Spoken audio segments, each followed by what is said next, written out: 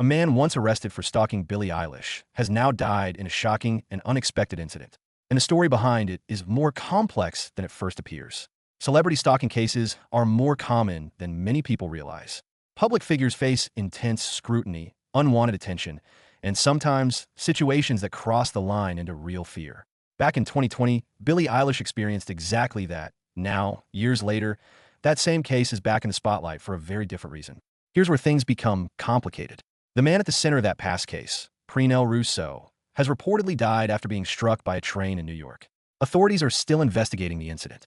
Early reports suggest it may have been accidental, but because of his past connection to Billie Eilish, the story has quickly resurfaced, bringing attention back to a moment that once deeply affected her and her family.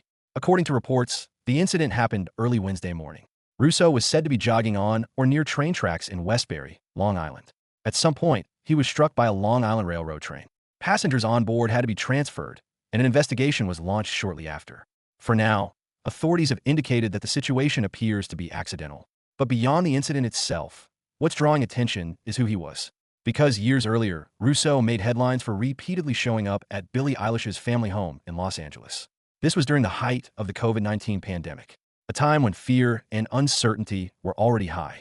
According to court records, he appeared at the residence multiple times over just 2 days. He asked questions about whether Billie lived there, returned even after being told to leave, and at one point remained outside, sitting on the porch, reading and speaking to himself.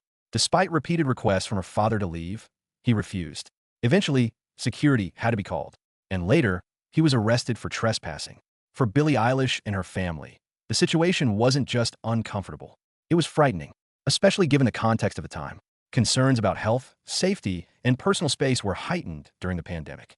And according to statements, his behavior added to that sense of unease. A restraining order was eventually granted, lasting 3 years. And over time, the situation faded from headlines. Until now, this isn't just about one incident. It highlights a bigger reality. The line between admiration and intrusion can sometimes be crossed. And for public figures, that line matters. Because behind the fame, there are real people trying to live normal lives. With families, with boundaries, with a need for safety. In recent weeks, Billie Eilish has also been in the spotlight for unrelated reasons. During a Grammy acceptance speech, she made political remarks that sparked debate online. At the same time, discussions emerged about the history of the land where her home is located. And even social media controversies involving an influencer added more noise to the conversation. None of these are directly connected to the incident involving Rousseau, but together, they've kept her name in headlines, which is why this story is gaining even more attention now. It's important to separate speculation from confirmed facts. Authorities are still investigating, and early indications suggest the incident involving Rousseau was accidental. At the same time, his past actions had already impacted others, including Billie Eilish and her family. So what we're left with is a story that isn't simple. It's layered. It involves public safety, personal boundaries, and the realities of fame.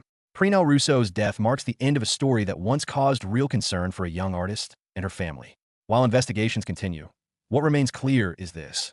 Moments like these remind us of the importance of boundaries, of safety, and of seeing the human side behind public figures. Because beyond the headlines, there are always real lives involved.